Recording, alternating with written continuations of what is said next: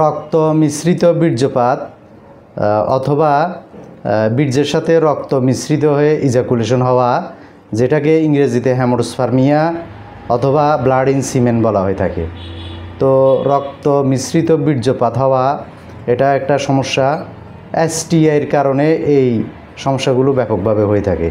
STI বলতে sexually transmitted infection হয়ে, অর্থাৎ যৌনবাহিত কোনো ভাইরাসের বা ব্যাকটেরিয়ার সংক্রমণের কারণে যুবকদের, বিবাহিত অথবা অবিবাহিত পুরুষদের বীর্যথলের ভিতরে ইনফেকশন হয়ে সেখান থেকে রক্ত মিশ্রিত হয়ে বীর্যপাত হয়। যুবকরা অথবা বিবাহিত অবিবাহিত পুরুষরা যখন যৌন মিলন করেন, বিবাহিত পুরুষরা যখন তাদের স্ত্রীর সাথে যৌন মিলন করেন, ইজাকুলেশন হওয়ার সময়, বীর্যপাত হওয়ার সময় বীর্যের সাথে তাজা রক্ত মিশ্রিত হয়ে যেই সমস্যা সৃষ্টি হয় সেটাই হেমোটোস্পার্মিয়া। তো হেমোটোস্পার্মিয়া ব্যাপকভাবে এসটিআই এবং বিভিন্ন রকমের বদভ্যাসের কারণেও হয়ে থাকে। যে সমস্ত যুবক পুরুষরা অতিরিক্ত হস্তমৈথুনে আসক্ত, তাদের অতিরিক্ত হস্তমৈথুনের কারণে, এবং অনেক যুবকরা রয়েছে, বিবাহিত অবিবাহিত পুরুষরা রয়েছে যারা যৌন মিলনের সময় ওয়ান টাইম উত্তেজক যৌন ওষুধ সেবন করেন। যে সমস্ত ওষুধের পার্শ্ব প্রতিক্রিয়ার কারণেও যুবকদের বীর্যের সাথে রক্ত মিশ্রিত হয়ে ইজাকুলেশন হয়। এবং আঘাতজনিত কারণে, অন্ডকোষে যদি বা তলপেটে যদি কোনো রকমের আঘাত হয়, সে সমস্ত কারণেও হেমোটোস্পার্মিয়া হতে পারে।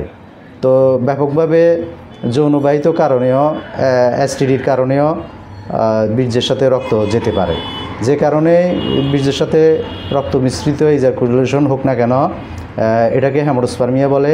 হেমোটোস্পার্মিয়া একটা রোগ।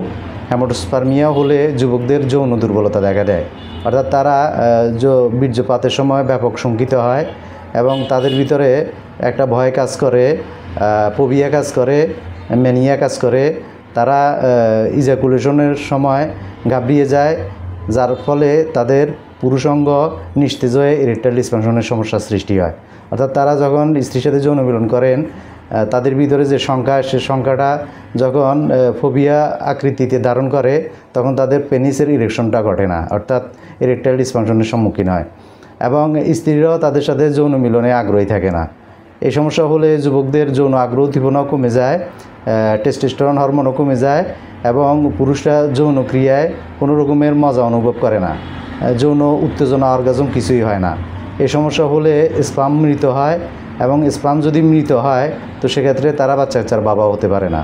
তো হেমোটোস্পার্মিয়া হলে আপনারা যদি লক্ষ্য করেন যে আপনাদের প্রত্যেকবার সহবাসের সময়ে হেমোটোস্পার্মিয়ার সমস্যা দেখা দিচ্ছে, অর্থাৎ বীর্যের সাথে রক্ত যাচ্ছে, তো আপনারা কালক্ষেপণ না করে একজন হোমিও ডাক্তারের শরণাপন্ন হবেন। অবশ্যই ক্লাসিক্যাল হোমিওপ্যাথিক ডাক্তারের শরণাপন্ন হয়ে নির্দিষ্ট সময়কাল ওষুধ সেবন করলে হেমোটোস্পার্মিয়ার সমস্যাটা দূরীভূত হবে ইনশাল্লাহ, পার্মানেন্টলি ভালো হবে ইনশাল্লাহ।